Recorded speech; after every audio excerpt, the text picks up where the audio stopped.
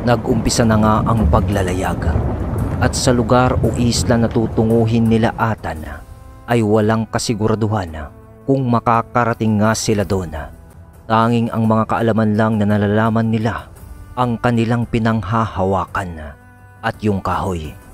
Ayon naman kay Mang Bandong, sa takbo o bilis ng kanilang maliit na barko, aabot sila ng Dumaguete ng Negros Oriental o sa daungan din ng Dapitan, Mindanao na tinatayang 2 araw at 3 oras na biyahe.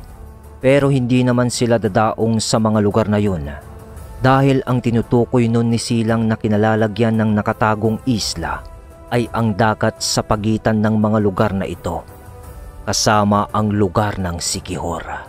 Pero hindi pa nila sigurado kung mahanap nga nila ito. Kaya't kung makakaabot sila sa parting yun ng dagat, ay aasa na lang sila sa kahoy na galing sa barko ng mga aswang.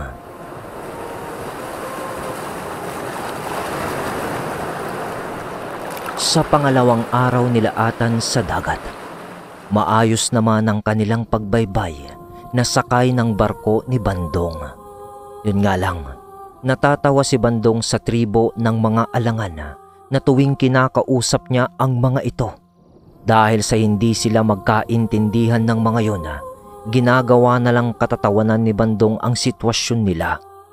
Paano kasi? Pag kinakausap niya ang mga ito, nakatulala ang mga yon na parang tuod at hindi kumikilos na parang estatwa. Tapos pag nagsalita naman ang mga yon ay pabigla-bigla pa na hindi naman niya naiintindihan. Kaya natutuwa siyang asar-asarin ng mga yon. Pero tumigil din si Bandong nang itinutok ng isa sa mga yon ang tulis ng sibat nitong dala sa mismong baba ni Bandong. Kaibigan, magkakasama tayo dito. Walang ganyanan. Salita ni Bandong, kaya't inawat na lang siya ni Atan din. Mang Bandong, hayaan mo na sila. Hindi mo kilala ng lubos ang mga yan. Sige ka, baka gawin kang karne ng mga yan. Pananakot naman ni Atan. Ganun ba? Doon na lang ako sa pwesto ko. Haha, mabuti pa nga Mang Bandong. Salita ni Atan. Si Hazel naman noon ay nasa kubo lang noon ng bangka at nagdarasal para sa kanilang pagbaybay ng dagat at sa kaligtasan nila sa kanilang pupuntahang lugar. Nagpupudir na rin ito para sa kanyang sarili upang sa ganon ay malakas ang espiritual nitong tangan kung sakaling makarating nga sila sa isla ng Firuma. Sina Timot naman at ang dalawa niyang kasamang makalumang gabunan ay nasa isang sulok din lang ng barko na nakaupo habang nagkwekwentuhan at tinatanaw ang karagatan. Maya-maya ay sinabi na ni Bandong na nasa karagatan na sila kung saan hinahanap nila ang isla ng Firuma. Nag-umpisa sila noong patanaw-tanaw sa paligid. Ngunit inabot na sila ng mga ilang oras sa karagatan na yon at wala silang matanaw na kahit anumang isla. Ni kahit batuman lang na nakausli sa lugar na yon. Tinawag ni Hazel si Kapwambulod noon upang kausapin tungkol sa isla ng Firuma habang nasa maliit na kubo ito ng maliit na barko ni Bandong. Ngunit ang tanging sagot lamang ni Kapwambulod noon kay Hazel ay maghanda na sila dahil nakakaramdam si Kapwambulod ng kakaibang enerhiya ng mga engkantong dagat na nooy nagmamasid na pala sa kanila. Pero tiniyak naman ni Kapwambulod, Cyrus at Burias na nandoon lang sila para gabayan si Hazel, kaya wag siyang mangamba. Pagkatapos nun ay lumabas na si Hazel sa kubo. Ngunit sa paglabas ni Hazel sa maliit na kubo na yon, narinig at nakita niyang kausap na ni Atan si Bandong na nakaharap naman ang tribo at ang 3 pang gabunan na para bang nagpupulong ang mga ito sa kanilang pagkakatayo sa kumpulan. Ano ba, Toy? Mukhang ala naman tayong mapapala dito. Kanina pa tayo nagpapaikot-ikot sa karagatang to. Pero parang wala namang nangyayari. Uwi na kaya tayo? Aabutin na naman tayo ng gabi dito sa karagatan eh. Sa sinabi na yon ni Bandong, nakiusap si Atan na palugitan pa ni Bandong ang kanyang pasensya at bigyan pa sila ng 1 oras. Umayag naman si Bandong sa sagot niyang, "Sige, Toy, boss. Pagbibigyan kita pero pagkatapos ng 1 oras, pag ala pa tayong nakikitang isla hanggang mamaya, aalis na talaga tayo. Bayaran mo na lang ng renta ang munti kong barko, Toy. Ayos ba yon?" Hirit pa ni Bandong kay Atan. Ala pong problema, Manong." Tugon ng maiksi na lang ni Atan. Doon ay naghintay nga ang buong grupo nila Atan. Hindi naman umiimik noon ng tribo ng Alangan. Pero ang pinuno naman nila noon ay nakatango sa langit na parabang nag-iisip ito. At may hinihintay na mangyayari. Di na lang pinansin naman ito ni Atan at ng iba pa hanggang sa umabot na sila ng 1 oras pa ulit. Pero ala pa ring isla na nagpapakita sa kanila. Kaya't nagsalita na si Mang Bandong noon ng, "Paano, Toy? Tapos na ang 1 oras. Importante ang oras ng bangka ko. Kaya marapat na umuwi na tayo," sabi ni Mang Bandong. Nagkakatingin-tinginan na lang noon sina Atan, Hazel, ang pinuno ng tribo, at si Timot, na parabang nangungusap ang kanilang mga mata na di sila makapaniwala na uuwi na lamang sila na walang napapala. Tumango na lang si Atan noon kay Mang Bandong para umoo sa sinabi nito na nababalong na ng kalungkutan ang kanyang mga mata at muka.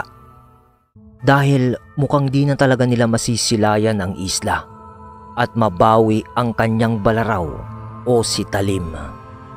Ngunit nung babaguhin na ni Mang Bandong ang direksyon ng barko sa pamamagitan ng manobela nito, nabigla naman siya dahil sa iba yung direksyon ng barko sa gusto nitong gawin. "Ha? Anong nangyayari?" Salita ni Mang Bandong.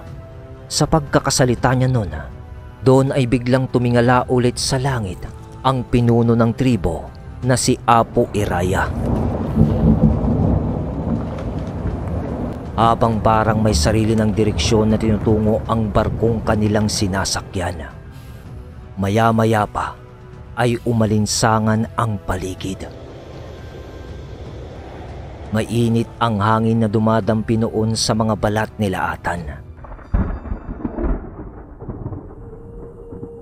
Sunod noon ay ang pagdilim ng langit dahil sa pagsakop ng maiitim na ulap sa taas. Sabay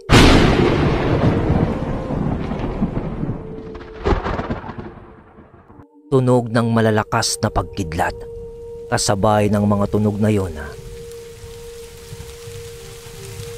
ay ang panaka-naka pa namang pag-ambon hanggang sa tuluyan ng naging malakas na ulan iyon. "Nako, mukhang naabutan pa tayo ng masamang panahon, Toy," salita ni Bandong. "Lahat kayo, maganda kayo. Tiyak na malalakas na alon ang hahagupit sa atin." Babala pa ni Bandong. Ngunit habang umuulan ay nakatingala pa rin sa langit si Apo Iraya. Ngunit nakapikit ito na parabang ninanamnam niya ang pagpatak ng ulan.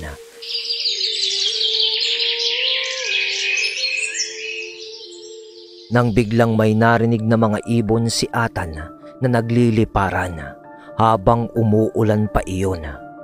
Isa yung kumpulan ng mga ibon at maingay na bumabagtas sa kalagitnaan ng kulog at kidlat.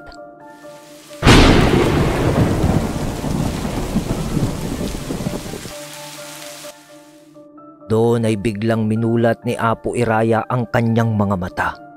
Sabay tingin niya agad kay Timot at sinabihan niya ito sa dialekto nila upang sabihin kay Atan ang nalalaman nito sa mga nangyayari. At ang sabi ni Apo Iraya ayon kay Timot, Nag-umpisa na raw na gumana ang kapirasong kahoy ni Atan sa paglalakbay. Kaya't hayaan na lamang ni Bandong na kumilos ang kanyang barko na naaayon sa direksyon na tutunguhin ng kahoy na nanggaling sa barko ng mga aswang. At dahil sa sama ng panahon na yun na ang hudyat na tinatahak na nila ang portal papuntang Firum. Nang tanawin nga ni Atan ang harap ng barko kung saan inilagay ni Bandong ang kahoy na medyo nakalublob sa dagat. Naaaninag pa niya noon na parang umiilaw ito. Pero natigilan naman si Atan nang halos bumaliktad na siya at tumilapon sa dagat sa biglaang paghampas sa kanilang maliit na barko ng malakas na alon. Atan! Atan! Sigaw pa ni Hazel. Lumayo kayo sa gilid ng barko! Pumagitna na kayo at kumapit sa mga lubid o mga kahoy ng barko na maaari ninyong mahawakan. Napakalalakas ng mga alon na to! Sigaw ni Mang Bandong. Agaran namang sinunod ng lahat yon. Ang mag-asawa ay magkatabi nun habang nakayakap pa si Hazel ng isa niyang kamay kay Atan at nakakapit sa isang lubid ang isa niyang kamay. Si Atan naman nun ay ganun din. Pati yung mga makalumang gabunan ay pumwesto na sa kubo ng barko. At dun sa mga kahoy nun ay kumapit na rin sila.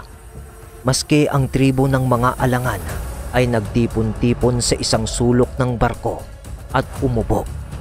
At kumapit na rin sa anumang bagay na pwedeng umalalay sa kanila sa maaaring pagtaob ng barko.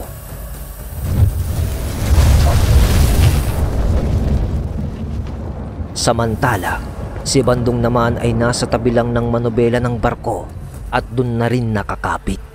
Sa lakas kasi ng pag-indayog ng barko, dahil sa hampas at pagtulak ng malalakas at malalaking alon, dito ay halos tumaob na ang maliit na barko nila.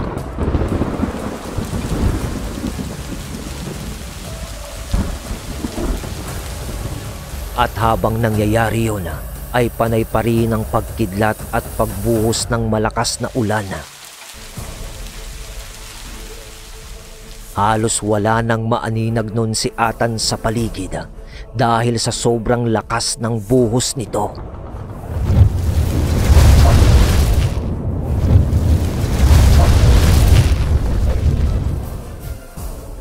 Pati ang mga alon ay di na nila alam kung saan nang gagaling at kung kailan tatama sa kanilang barko.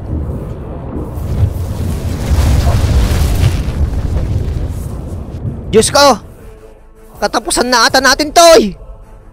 Sigaw pa ni Mang Bandong habang todo kapit ito sa kahoy ng manobela. Binabayo na noon ng alon ang sasakyan nila Atan. Nagpatuloy ang unos na yon sa kalagitnaan ng dagat at sa kasalukuyang pagbaybay nila Atan dito.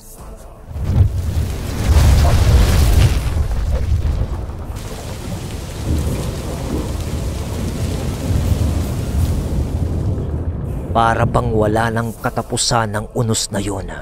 Tuloy-tuloy lang ito at nananatili namang matatag ang buong grupo ni Atan. Kahit na makailang ulit nang halos tumaob ang barkong kanilang sinasakyan.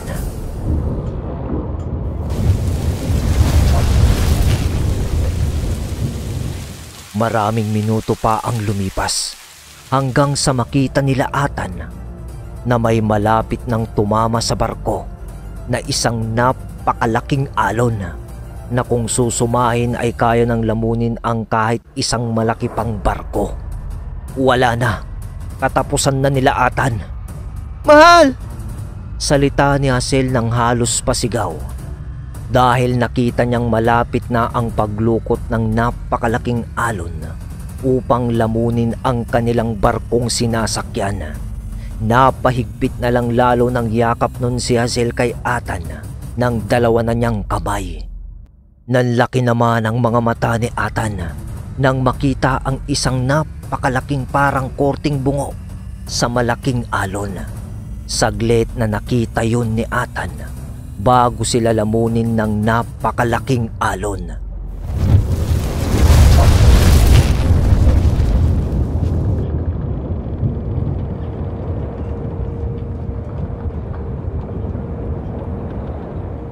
Tunog na lang ng tubig sa ilalim ang narinig ni Atan na para bang mabilis na iniikot ang barko hanggang sa nawalan na ito ng ulirat ng mga oras na yun. Pero alam niyang yakap niya si Hazel noon. Pagkatapos noon ay tuluyan nang nawala ang unos, pati ang barko nila Atan.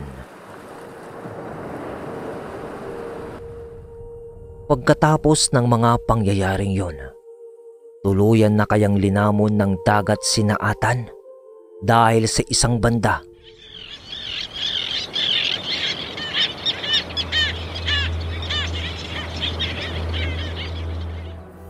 Sa tunog ng dagat at mga ibong lumilipad, nakalutang ang isang maliit na barko. Kasabay noon ang pagmulat ng dalawang mata sa taong nakahiga doon sa ibabaw ng barko. At kung sisipatin natin mula sa taas mga kabagis, ang barko nila Atan iyon dahil siya yung nagmulat ng kanyang mga mata. Nagising ito sa mga tunog ng ibon at tunog ng tubig sa dagat. Nang gagalaw sana siya upang tumayo, dun lang din niya napansin na nakahiga yung ulunan ni Hazel sa dibdib ni Atan. Sunod noon ay ang paggising naman ni Hazel dahil sa marahang pagkilos ni Atan. Sa pagkakataong yon ay sabay na bumangon ang mag-asawa. At nang tignan nila ang paligid ng barko, nakita nilang papagising pa lang din ang iba nilang mga kasama mula sa mahimbing na pagkakatulog. Pupungas-pungas pa yung ibang membro ng tribo ng Alangan at ginising ang iba nilang mga kasama. At ganun din sina Timot at pupungas-pungas din si Mang Bandong na parang talagang kagigising lang. Hindi nakaimik ang lahat dahil buhay sila. Pero alam naman nilang totoo ang nangyari sa kanila, parang kani-kanina lang. Sa pagdapo ng isang malakas na unos sa binabaybay nilang dagat. Kaya't nagsalita nun si Timot. Atan, anong nangyari? Tanong ni Timot. Hindi ko rin alam, Timot. Buhay tayong lahat. Nagkatinginan na lang silang lahat nun sa labis na pagtataka sa mga pangyayari. Kasi parang nanaginip lang sila. Pero ramdam nilang totoong pinaghahampas sila ng malalakas na alon Pero nung tignan nila ang kalangitan, wala na ang maiitim na ulap. Ngunit wala rin namang sikat ng araw. At yung tema ng panahon sa mga oras na yon ay yung parang papasikat pa lang yung araw. Yun bang medyo makulimlim? Nanatiling nag-aagaw ang dilim at liwanag at may mga hamog-hamog pa sa dagat. At kalmadong-kalmado na ang tubig dito. Para na nga yung lawa sa sobrang tahimik nito. Nang magsalita na si Apo Iraya kay Atan, sabay turo nito sa malayo. Doon ay napalingo ng lahat. Pati na si Bandong. Doon ay nakita nila ang isang malaking bundok na parabang may butas ito sa gitna na animoy kuweba. Pero nakatagos ang tubig dagat din doon. Sinabi naman ni Timot kay Atan ang ibig sabihin ni Apo Iraya sa itinuro niya. Sabi niya, malapit na raw sila sa isla ng Firom. At ang kailangan na lang nilang lagpasan ay ang malaking bundok na yon sa gitna ng karagatan upang makapunta na mismo sa isla ng Firom. Nang biglang gumalaw na naman ang kanilang barko nang walang nagmamaneho. Para bang kusa na yung gumagalaw sa sarili niya.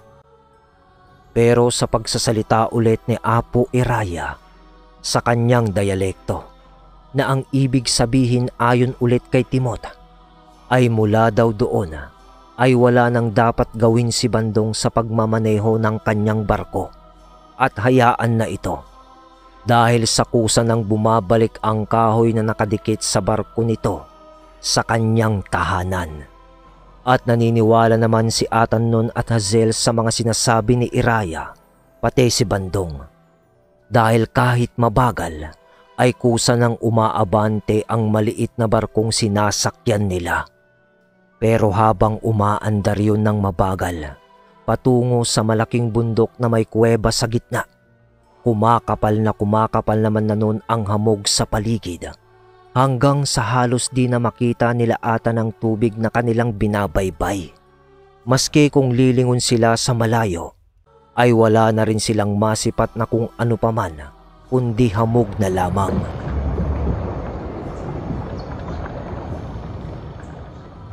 Maya-maya pa, habang hinahayaan nilang sumulong ang barko, nakakarinig na sila noon ng mga paghuni ng pagtawa na parang ang gaan sa pandinig pero nakakapangilabot. Nangingilabot na noon si Bandong at nanginginig na sa kanyang mga naririnig. Kaya't sinabihan siya ni Atan na pumasok muna sa maliit na kubo ng barko at takpan na lamang ang kanyang tenga. Dahil siya lang ang bukod tanging walang kaalaman sa mga nangyayaring mga ingay sa paligid. At baka mabaliw pa ito sa kadahilan ng mga elemento ng dagat o inkantado't inkantadya ng dagat ang nais na paglaruan sina Atan sa parting yon ng dagat na kanilang binabaybay. Alam ni Atan at Hazel yun, pati ang mga makalumang gabunan. Di lang sigurado ni Atan sa tribo. Pero sa tuwing titignan naman kasi ni Atan ang mga mata ng mga yun, wala ni katiting na takot na nakikita si Atan sa mga ito.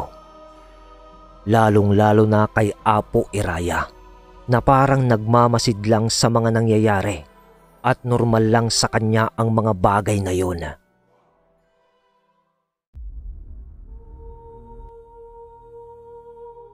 Hanggang sa nakarinig na sila ng mga parang pagkanta ng mga anghel. Napakatinis yun na napakalamig pakinggan at para bang napakalapit lang nung kumakanta sa iyong tenga. Doon ay nagwika na si Apo Iraya ulit at ayon sa sinabi niya, natakpan nila ang kanilang mga tenga dahil mga sirena na ang mga kumakanta. At nais nilang kunin ang wisyo nila na nasa barko upang sila ay kusang tumalon sa mahamog na tubig. Pero hindi naman masipat ng mga ito ang mga nilalang na yun dahil sa kapal ng hamog sa paligid. Sinundan pa ng bilin ni Apo Iraya nun sina Atan na lumayo sa gilid-gilid ng kanilang barko dahil hindi nila alam baka bigla na lang silang malaglag doon. Kaya naman agaran din nilang sinunod ang bilin ni Apo Iraya sa kanila. Ngunit patuloy pa rin ang mga tinig na kumakanta sa parte ng dagat na yun. Nang maya-maya pa, "Wag! Wag!" salita ni Timot na inaawat ang kanyang kasamang isang makalumang gabunan dahil parang wala na ito sa sarili at humahakbang na ito papatalon sa bangka.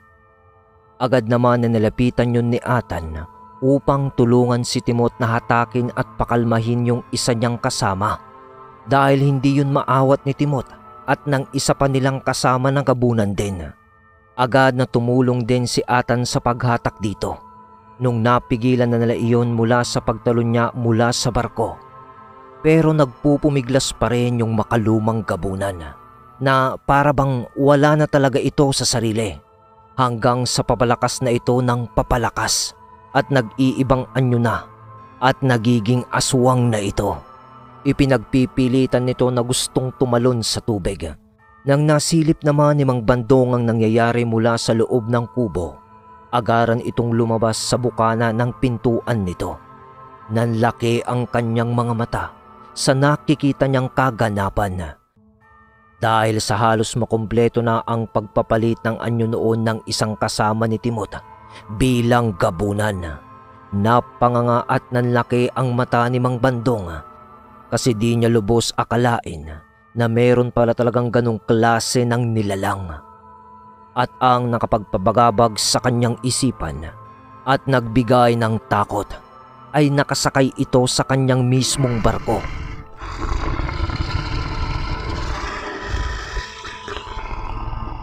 Isang aswang anya sa kanyang isipan. Hindi niya alam na totoo pala ang mga nilalang na yun kasi sa satanang buhay niya, kahit na may kwentong aswang sa kanya ang kanyang lolo noon tungkol nga sa isla ng Firuma, ngayon lang siya nakakita ng ganon. Nang hindi mapatahimik ng tatlo, si Atan, Timot at yung isang gabunan na rin, yung isa pang gabunan, hinarap ni Atan yun bago pa makumpleto ang pagpapalit anyo nito. At agad niyang sinikmuraan ng suntok iyon. Pagsikmura ni Atan, doon ay agad na yung nanghina. Sabay noon ay nag-usal si Atan sa kanyang mga palad at tsaka niya hinawakan ng gabunan sa ulo na halos magwala na. Pagkatapos ay agad din naman yung nawalan ng malay. Nakaalalay naman noon sina Timot. Kaya't ipinahiga na lamang nila ang kanilang kasama matapos ang ginawa ni Atan. Nang napansin ni Atan noon si Mang Bandong na nasa harap lang ng pintuan ng maliit na kubo ng barko. At nagkatitigan pa sila ng mga ilang segundo. Nakita ni Atan ang pangamba at takot ni Mang Bandong sa mga nasaksihan niya. Kaya nagwika noon si Atan upang pawiin ang pangamba nito. Manong, ngayon nakita mo na kung ano ang mga kasama natin dito sa barko. May mga bagay talaga na hindi natin lubos akalain na may katotohanan sa mundong ito. Pero wag ho kayong mag-alala. Dahil kahit ganito pa ang mga kasama natin, mababait ang mga to. Hindi ko naman po hahayaan na mapahamak kayo, Mang Bandong. Paliwanag na pampalubag loob ni Atan kay Mang Bandong. Tumangu-tangu lang naman noon si Mang Bandong sa mga sinabi ni Atan sa kanya. Pagkatapos ay pumasok na rin ito sa kubo at isinara ang pinto. Atan! Atan! Tawag ni Hazel sa kanya at itinuro ang isang mandirigmang alangan na malapit na ring tumalon sa mahamog na dagat. Agad naman yon na hinabol ni Atan. Ngunit malalaglag na ito. Saktong pagkahabol ni Atan ay nahawakan niya ang kamay nun. Ngunit nalaglag na iyon. Tulungan niyo ako! Tulungan niyo ako mga kasama! Salita ni Atan dahil nakalambitin na noon sa gilid ng maliit na barko yung isang mandirigmang alangan. At parang wala na rin ito sa kanyang sarili. Pilit na hinihigpitan ni Atan ng pagkakahawak niya dito dahil dumudulas na ang kamay nung alangan sa mahigpit na pagkakahawak niya. At malapit na itong malaglag. Tinulungan na rin siya ni Hazel noon. Nagtataka naman si Atan dahil wala nang ibang tumulong sa kanila ni Hazel. Nang napalingon si Atan ng bahagya sa mga kasama nito sa ibabaw ng barko, nakatayo na lang ang mga yon, pati si Timot at yung iba pang natitirang alangan. Samantalang si Apo Iraya nun ay nakaupo sa isang sulok ng barko na magkasalubong pa ang mga paa nito na parang nagdarasal. Dahil nakapikit ang mga mata nito at hawak ang isang tungkod na sibat. Maya-maya pa, habang pinipilit na hinahatak ni Atan at Hazel yung alangan na nakalambitin na lamang dahil sa pagkakahawak ni Hazel at Atan. Halos nakadapa na noon ang mag-asawa sa ibabaw ng barko. Maisalba lang ang buhay noon. Nang biglang unti-unti nang naglalakad din ang mga iba pang kasama nila Atan, pati ang mga mandirigmang alangan, papunta sa gilid ng barko. Pati si Timot at yung isa pang gabunan. Walang magawa si Atan at Hazel noon para pigilan ang mga yun. Dahil nga isinasalba pa nila yung isa pa na nalaglag. Pilit na lang nila yung inaangat nang biglang tunog ng pagtama ng tungkod sa sahig ng barko. At sa pagpatak ng segundo,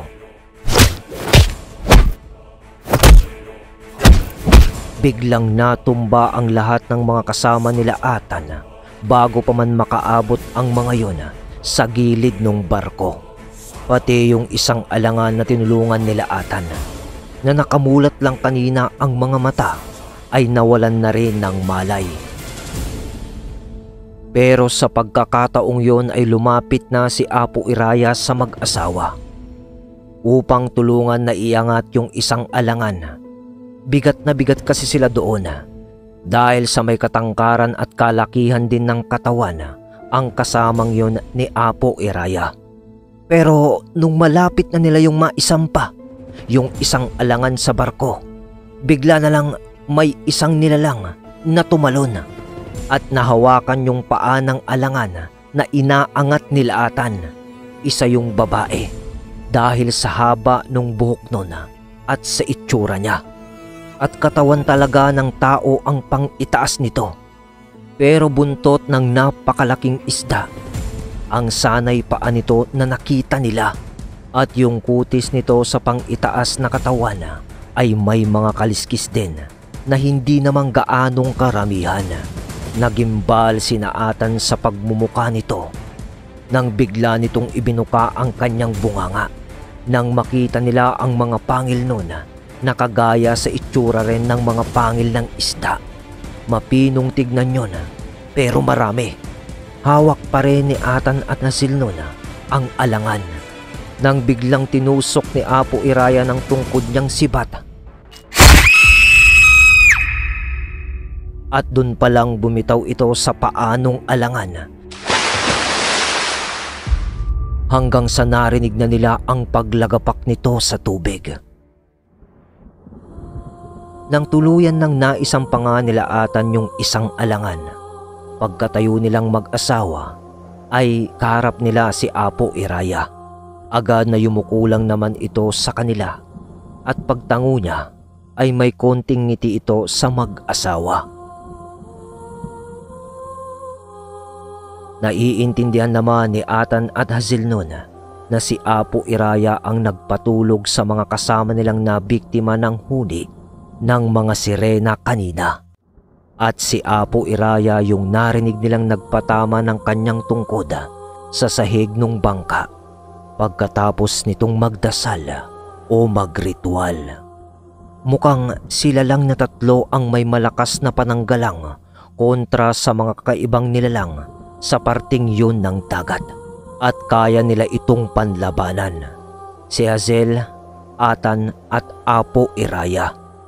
Dahil di sila tinalaban ng mapang-akit na huni ng mga sirena o ibang nilalang na nananahan sa dagat na yun.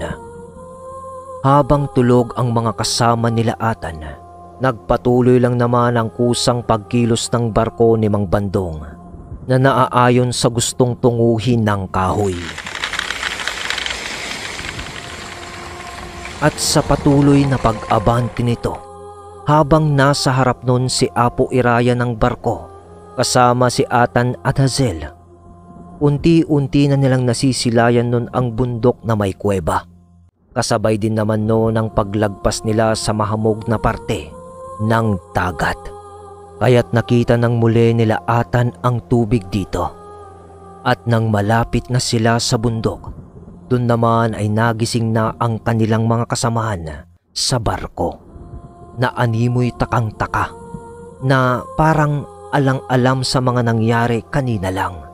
Sa paglapit ni Timot kay Atan, agad na nagwika ito. Atan? Napano kami? Nanakaw ang inyong wisyo kanina ng mga nilalang sa mahamog na parte ng dagat na to. Kaya't pinatulog na lamang kayo ni Apo Iraya. Salita ni Atan. Liningon naman ni Timot noon si Apo Iraya, pati ang mga mandirigmang alangan, pati na rin si Mang Bandong. Tumangu-tangu lang naman si Iraya sa mga ito ng 2 beses na para bang pagbibigay linaw na lamang sa sinambit ni Atan sa kanila. Pagkatapos ay ibinaling na ni Apo Iraya ang kanyang tingin sa bundok. Lahat sila noon ay naghintay pa ng konti hanggang sa makaabot na ang kanilang barko sa bukana ng kuweba sa bundok na yun.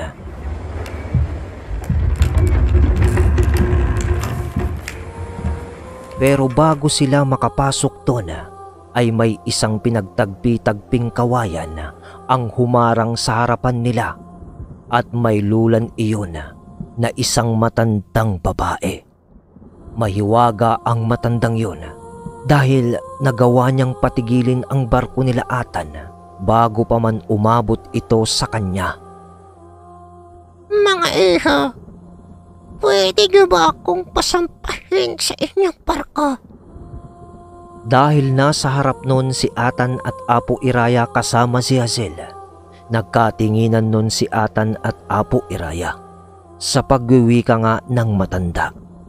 At tumango si Apo Iraya nun kay Atan na parang pagsang-ayon sa pagpapaakyat sa matanda sa kanilang munting barko.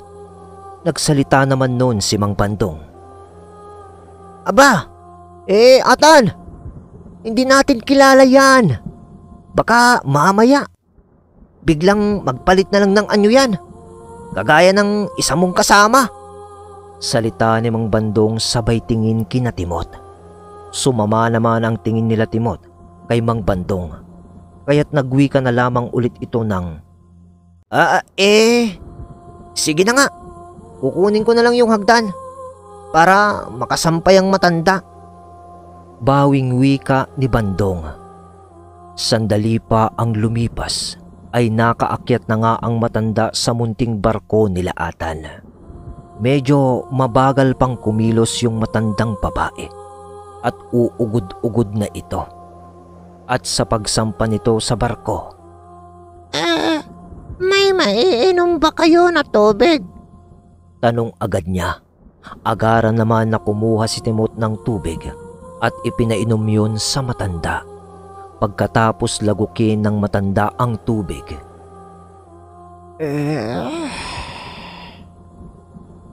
Salamat, Iha. Saan ba ang tungo niya? Bakit kayo napadpad sa lugar na ito? Tanong ulit ng matanda. Inang, pupunta kami sa isla ng Firom. Diretsang sagot ni Atan. Ganun ba? Anong pakay na doon? Delikado ang lugar na yon. Ang sino mang magnanais na pumunta doon ay maliit na lamang ang tsansa na makakabalik sa totoong mundo. Babala ng matandang babae. Pero habang nagsasalita yun, tinititigan na ni Atan at Hasilyon, pati si Apo Iraya ay nakatitig din dito, na parang kinikilatis nila ang matandang yun kung ano ang tunay na pagkatao niya. Dahil una sa lahat, anong ginagawa ng isang napakatandang babae sa nag-iisang bundok sa karagatang iyon? At paano yun nabubuhay doon kung tao talaga ang nilalang na yun? Kaya't sa unang hinala nila Atan ay isa yung engkantada. Ngunit wala silang maramdaman na kahit ano dito, kundi pagiging tao rin lamang. Kaya't pinaunlakan din lamang nila Atan ito. At dahil napatigil din kasi nito yung kahoy na dala nila Atan na galing sa barko ng mga aswang. Ibig sabihin ay may espesyal sa matandang yun. At sa isip pa nila, baka sakaling may malaman din silang impormasyon na mga bagay-bagay sa matandang ito. Pwede pa akong maupo, mga iho? Bigkas ng matanda. Sige ho, tugon ni Atan. Pagkaupo ng matanda, ikinalat nito ang kanyang paningin sa buong grupo ni Atan na nooy nakatuon lahat ang atensyon sa kanya. Maya-maya pa ay nagsalita na ito. Alam kong nagtataka kayo kung ano ang ginagawa ng isang matandang hukluban sa lugar ng kawalan na ito. Sasabihin ko na sa inyo ang totoo. Isa na lamang akong kaluluwa na nakakulong sa isang laman ng katawang taong ito. Dahil sa isang sumpa. Sumpa? Anong sumpa? Tanong agad ni Atan. Hindi naman umimikno ng matanda. Bagkos ay inilislis nito ang mga nakalaylay na telang tumatakip sa kanyang mga braso. At doon ay nagimbal si Atan sa nakita nila. Dahil yung dalawang braso ng matanda ay linulumot na. Yung lumot na as in lumot talaga ng mga bato-bato sa dagat. Ganon. Nakakapit din ang mga kabibi at mga maliliit na kurales sa braso nito na animoy naging parte na yon ng kanyang balat. Anong klasing sumpayan? Salita ni Atan. Napakapit naman si Hazel sa mga braso ni Atan nung makita niya yon dahil sa hindi naman sa maarte si Hazel. Pero nakakadiring nakakagimbal kasing tignan yung mga braso ng matanda. Lalo na yung mga maliliit na butas-butas ng mga kurala sa kamay nito. Nang maipakita na yun ng matanda, nagwika ito na siya ang tagapagbantay ng bukana papuntang Firuma. At siya ang nagtataboy sa sinumang mga taong nais na pumasok sa isla. At dahil doon ay napaatras si Atan at agad na napahanda ang mga yon. Baka kasi biglang umatake yung matandang babae. Umaytangan din ito na maaaring makapanakit sa kanila. Ngunit hindi kumilos ang matanda. At sinabi niyang sawa na siya sa pagtataboy sa mga taong naliligaw sa lugar na yon.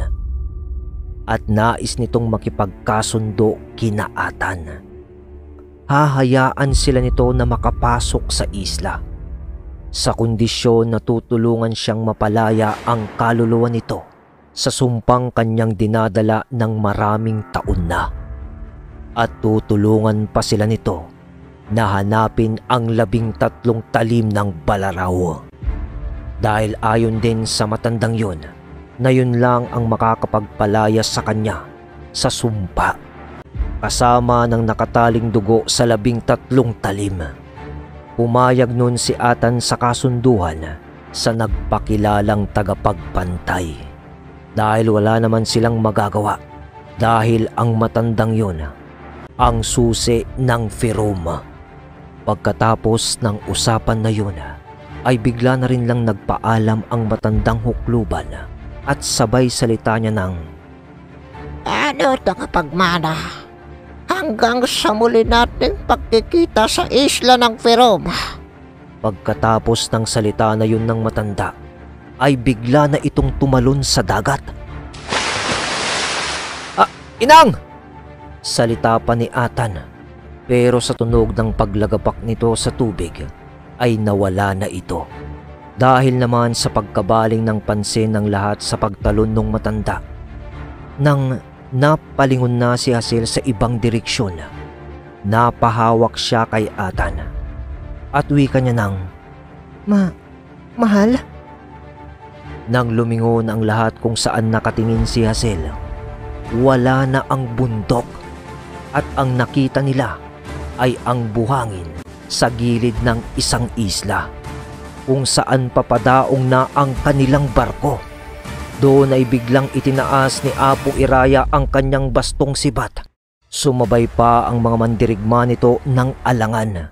Sabay nagwika ito ng mga ilang salita at ipinaintindi naman ni Timot kay Atan ang sinabi nito na ayon sa kanya ay dadaong na sila sa isla ng Firuma na nasa harapan na nga nila.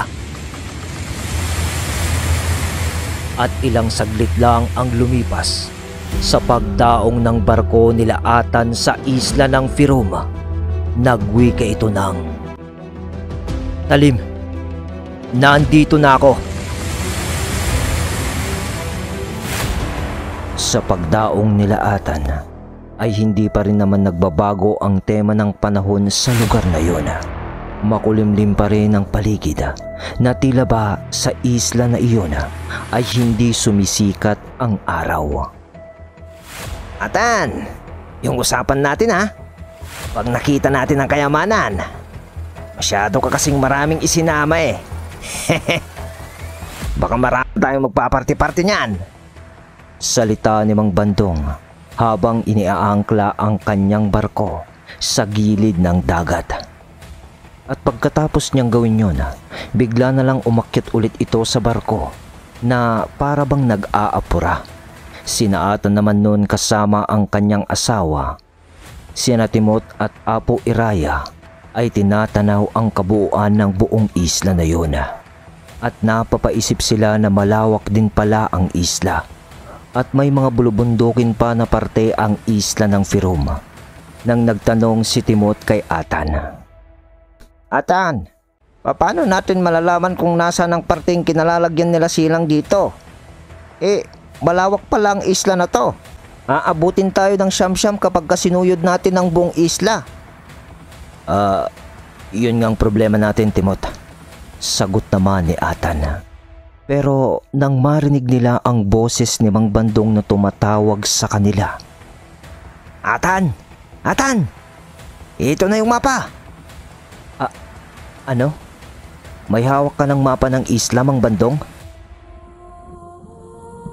O naman, Atan.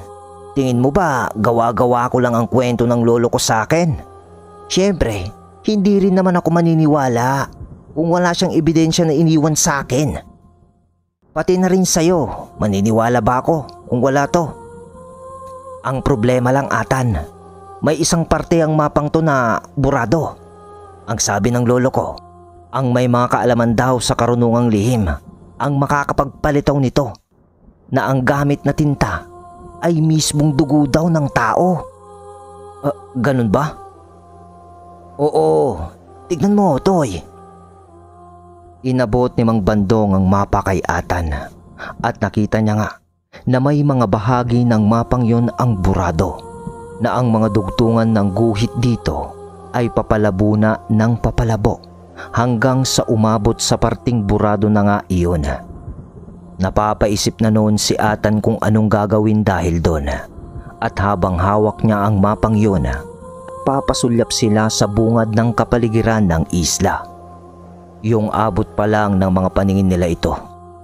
Pero ramdam ni Atan at Hazel ang kakaibang vibrasyon ng lugar na napakahiwaga. At talagang nananatiling nag-aagaw ang dilim at liwanag dito.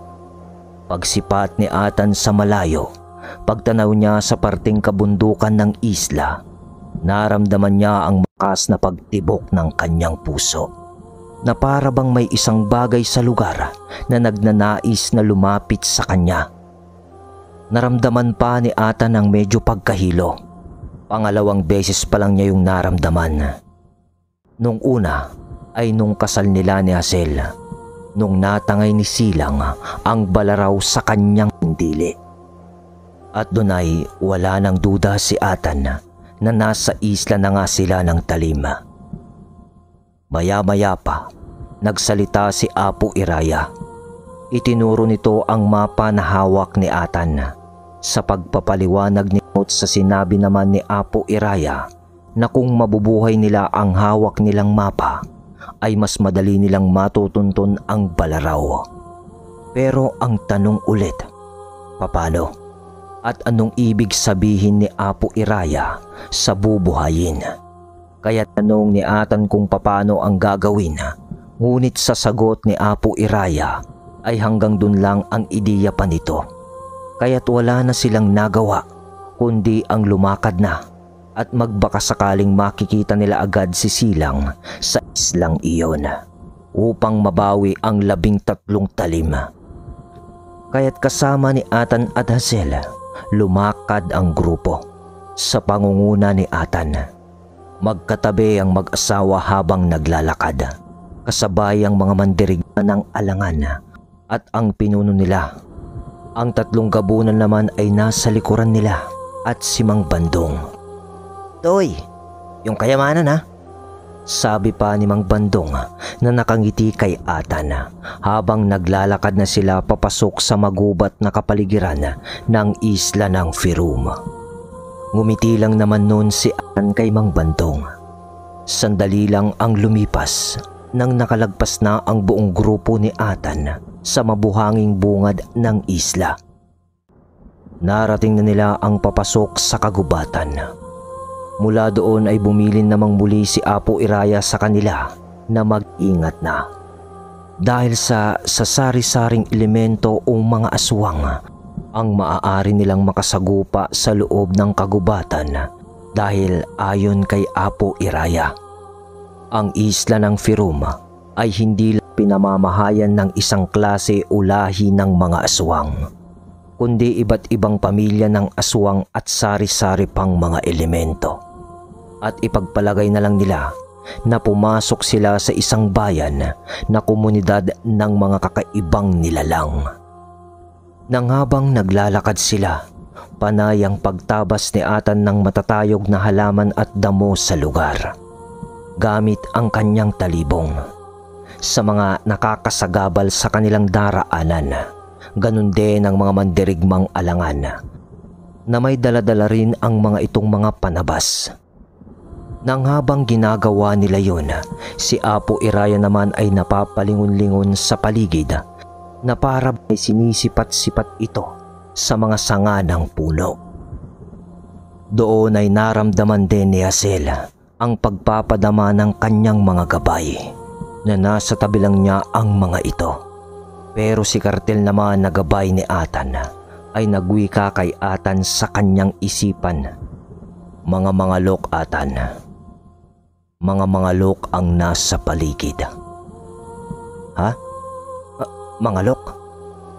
Oo, Atan. Maigi na silang nagmamasid sa inyo ngayon. Bakit hindi ko sila makita, Kartel? Dahil yun sa kanilang espesyal na kakayahan na tagabulag, kaya hindi nyo sila makita. Pero wag kang mag-alala, Atan, dahil hindi naman sila kagaya ng mga nauna mong nakalaban na malakas. Kaya't malakas ang kanilang tagabulag ay dahil sa yun lang ang pinakamalakas na kakayahan nila. At magkubli at umatake sa mga sandaling hindi nyo namamalayan. Pero wag kang magpapabaya, Atan, dahil sa konting pagkakamali nyo lang ay maaari nila kayong unti-untiin dito. Pero di bale, Atan, nararamdaman ko naman na nag-uumapaw na kapangyarihang espiritual namin dito dahil sa mga elemento din kami, kagaya ng mga gabay din ng iyong asawa. Kaya magiging patas lang ang laban kung magkakaroon dito ng digmaan. Mga salitang binitiwan ni Kartel sa tenga ni Atan na tanging siya lang ang nakakarinig. Pero sa isang banda ay hindi pa rin naman nakikita nila Atan ng mga nilalang na yun. Pero nagpaliwanag naman noon si Apo Iraya sa kanila at inilarawan nito sa mga salita kung saan pwedeng ihambing at kung anong klasing mga figura ang meron ang mga mangalok. Ayon sa kanya na nakabitin ang mga nilalang na yun sa sangalang ng puno na parang mga paniki ang itsura na nakatiwarik kung matulog. Pero kasing laki yun ng mga normal na tao. At sa angkin nilang karunungan, kung gugustuhin man nila na makihalubilo sa tao, ay kaya din nilang magpalit ng anyo bilang normal na tao. Mga uri yun ng aswang na di namang gaanong kalakasan. Pero mga aswang nalipad pa rin sila, kaya hindi mo rin sila pwedeng maliitin. Dahil kaya nilang dumagit ng hindi mo nalalaman dahil sa tagabulag na angkin lang kakayahan. Kaya't sa puntong yon, dinoble na nila Atan ang kanilang pag-iingat. Pero hindi naman kasi nagbabago ang panahon doon. Kaya't hindi rin matukoy nila Atan kung gabi na ba o umaga na.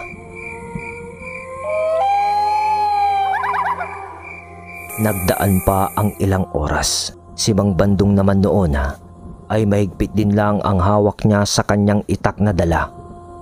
Dahil kahit sa mga nalaman nito, kahit pinangingibabawan na siya noon ng takot, ay pinilit niya pa ring sumama kina Atan. Dahil sa pag-asang makukumpleto nila ang mapa ng isla at makakita siya ng mga kayamanan na kanyang inaasam.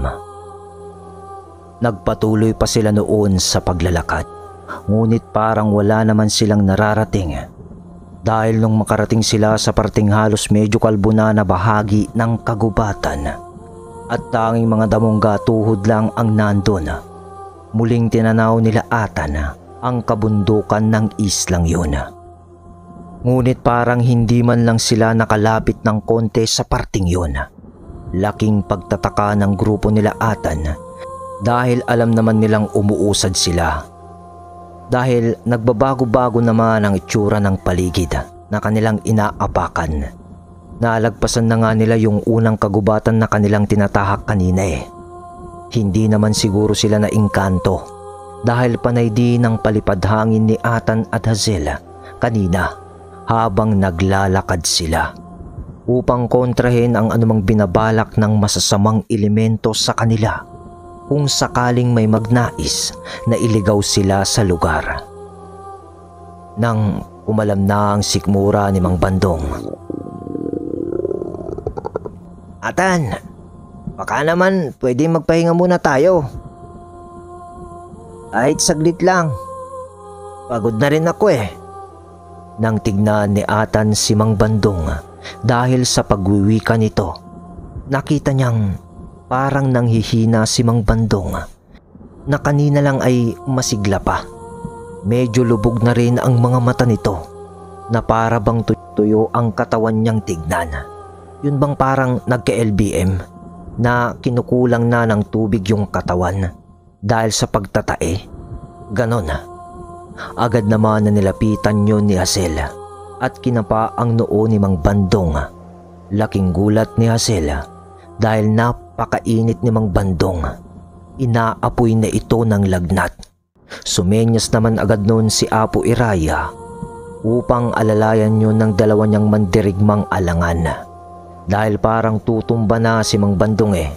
At sa itsura niya, parang hindi niya nakakayanin na makipagsabayan na lumakad kasama sila Atan. At dahil doon ay minabuti muna nilang magpahinga sa silong ng isang malaking puno. Dahil sa napakasilong naman nun ay halos wala ring tumubong damo sa baba nito. At sinamantala na rin nila ang pagkakataong yun na kumain. Dahil bitbit naman ng 3 makalumang gabunan ang ilan sa mga baong karne na binuro ng asin ng magsawa para maging matagal ito at makain pa sa kanilang paglalakbay. Nagsiga sila noon ng tuyong kahoy upang initin ang karning yun. At dahil sa mga makalumang gabunan na aswang ang mga kasama nila Atan, hindi naman nila gugustuhin na kainin yon dahil sa asin nito. Pero kasi pag-usapan na ni Atan at Timotyo na bago pa sila maglakbay papuntang isla. Habang kumakain sina Atan noon at habang pinagpapahinga nila si Mang Bandong, kinausap pa ni Atan si Timot. Pasensya ka na, Timot ha. Naubos na yung para sa inyo eh. Nung unang araw pa lang ng paglalayag natin. Sumagot naman si Timot. Walang problema daw, Atan. Napag-usapan naman na natin ito. Isa pa, kahit 1 buwan, Atan, ay kakayanin naming mga gabunan na hindi kumain. Alam mo kasi, Atan, ang totoo, kahit sa 1 taon ay pakunti-kunti lang ang kinakain namin, ay kaya namin. Pero pag nangyari naman yon, tao na ang hahanapin ng aming sikmura.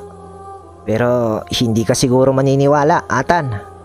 1 beses lang naman kaming pumapatol sa 1 tao sa 1 taon. Kaya ayos lang kami.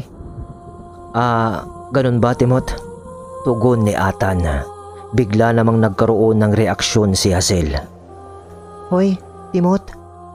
Kahit na 1 beses lang kayo kumain ng tao sa 1 taon, hindi nyo pa rin maikakaila na mali iyon. Huwag ko lang malalaman na ginagawa nyo yan sa ating bayan. Kung mismo ang pupugot sa ulo mo, Timot.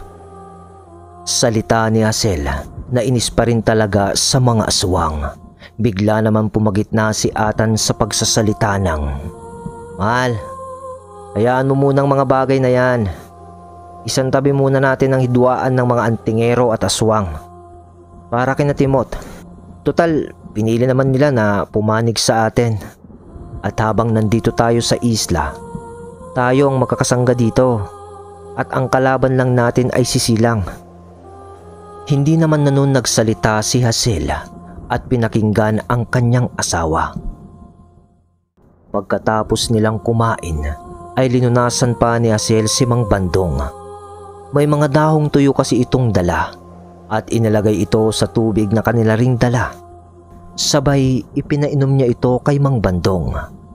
At habang hinihintay nila ang pagbuti ng kalagayan ni Mang Bandong, kanya-kanyang pwesto na sila noon malapit sa punong kanilang pinagsilungan upang magpahinga rin saglit. Makulimlim pa rin ang paligid. At yung tema pa ng esensya na nakapalibot kina Atan ay nakakaantok.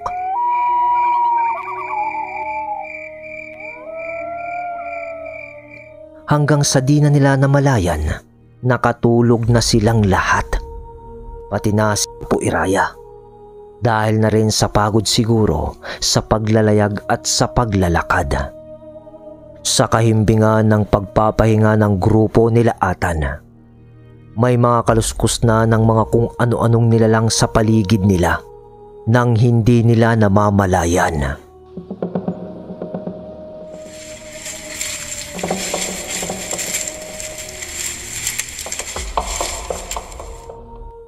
Ganun na lang kahimbing ang tulog ng grupo nito dahil sa parabang may kasamang pampatulog ang diwa ng hangin doon. Maya-maya pa, itong si Mang Bandong na nakatulog habang nakasandal sa puno ay bigla na lang unti-unting dumudulas ang katawan nito sa kinasandalan niya. Pero tulog yun, para bang may humahatak sa kanyang mga paa.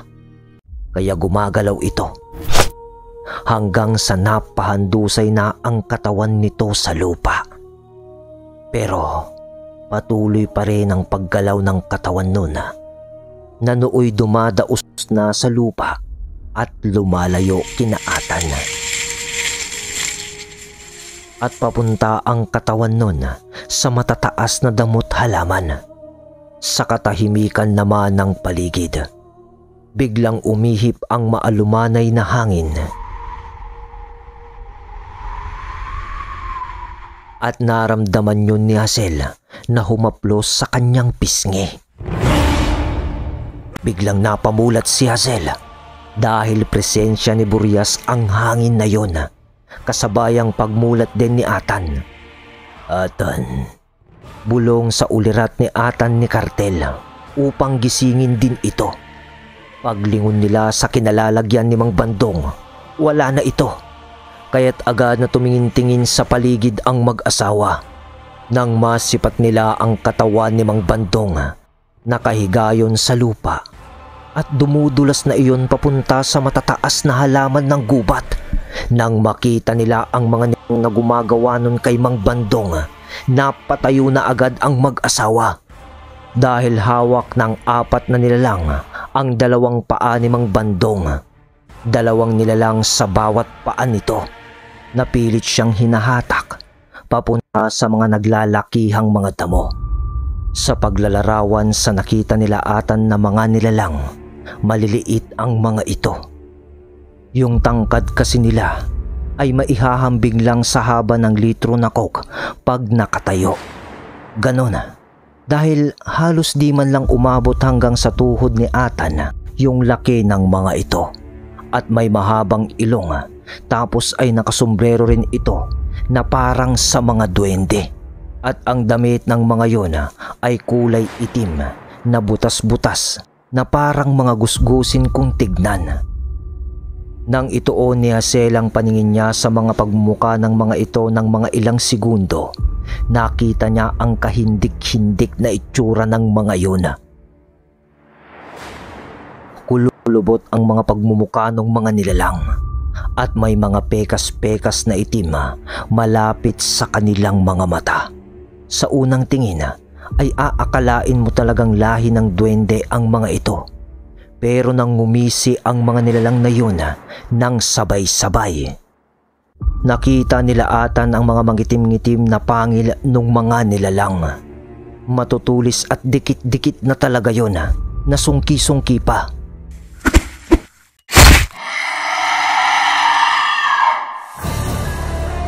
Nang biglang napahiyaw yung tatlong nilalang, nang tinamaan agad ng isang sibat yung isa nilang kasama, agad na kumaripas ng takbo yung tatlo papasok sa matataas na damo. Paglingon ni Atan, si Apo Iraya yung nagpakawala ng sibat, nagising na rin pala ng sandaling iyon. Tapos yun ay lumapit agad ito sa kanyang sibat upang kunin. Kasabay ng pagsigaw niya sa kanyang dialekto upang gisingin ang kanyang mga mandirigma. Doon ay nagising na ang lahat, maliban kay Mang Bandong na parang nanghihina pa rin. Sa parang pag-uutos naman ng pananalita ni Apo Iraya sa kanyang mga mandirigma, agad na dinampot ng dalawang alangan si Mang Bandong at agaran na itinabi ito sa puno kung saan siya nakasandal kanina. Medyo nagkakamalay na rin noon si Mang Bandong, pero nanghihina pa rin. Pagkatapos noon ay biglang nagsindaan ang mga mandirigma ni Apo Iraya at bigla namang nagsaaswang na ang tatlong gabunan.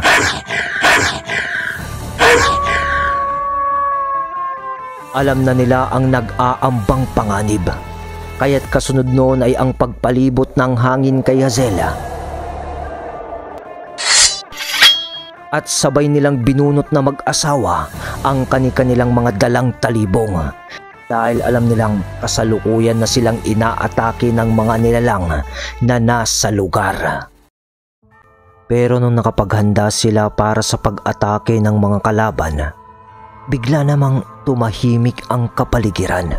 Sinamantala naman ni Atan ng sandali upang klaruhin kay Apo Iraya kung ano yung mga maliliit na nilalang na nakita nila.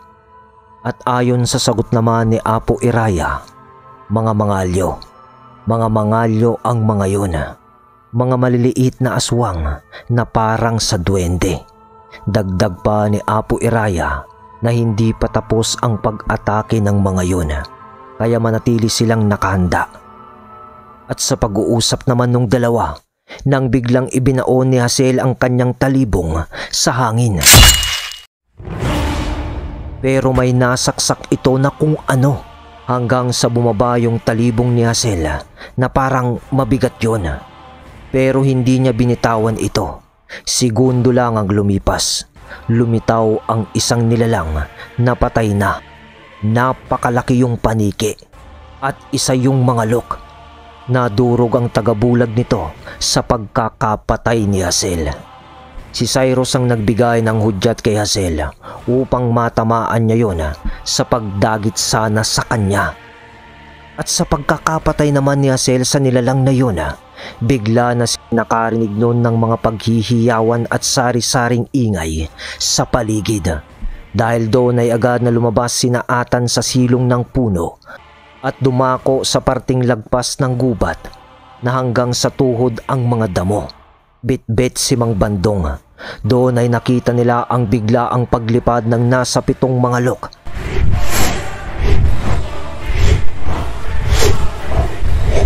Sa tuktok nila, mukhang nakapagdesisyon na ang mga mangalok na ilantad ang kanilang mga sarili at atakihin na sina Atan dahil sa pagkamatay ng isa nilang kasama.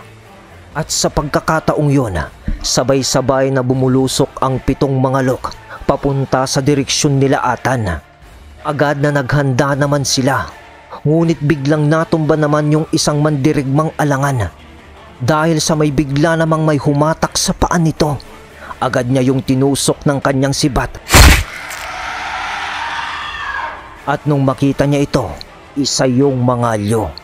At nung sinipat nila Atan ang buong kadamuhan, nakita nila ang paggalaw ng mga damo na parang may papalapit sa kanila na mga maliliit na nilalang. Di bale, 2 pamilya ng aswang ang kalaban nila Atan ng sabay. Meron sa baba at meron din sa himpapawid.